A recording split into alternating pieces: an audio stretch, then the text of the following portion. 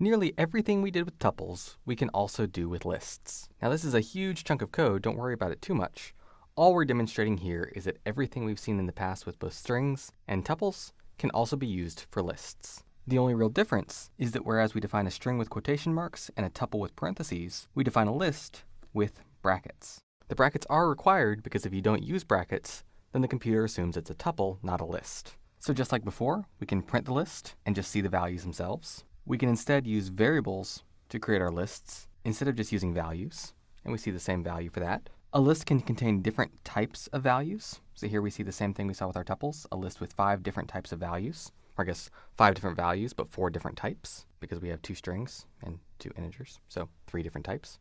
We can access individual items from our list the same way we did in the past. Our list is still 0 indexed, so 0, 1, 2, 3, 4. The item with index 0 is the string, which was hello world, so that prints hello world right here. 1 and 2 were our float and our integer, which were 5.1 and 5, so those print 5.1 and 5.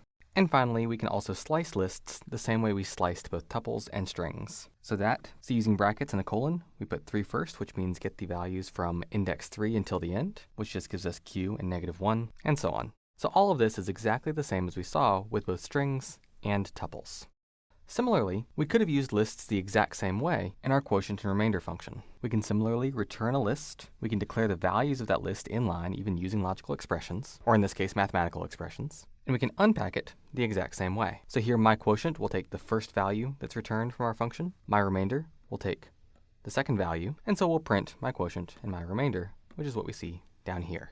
This code is 100% identical to our similar function with tuples, except for the difference of using brackets instead of parentheses. Those brackets tell us we're using lists instead of tuples.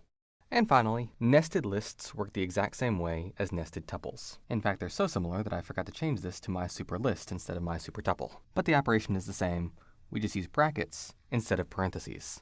You could even mix lists and tuples to have a list of tuples, or a tuple of lists, or a list with both lists and tuples, or a tuple with both tuples and lists.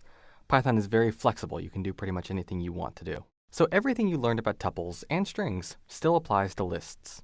The declarations are the same, just with brackets instead of parentheses. Accessing the elements is the same, using the brackets and the indices.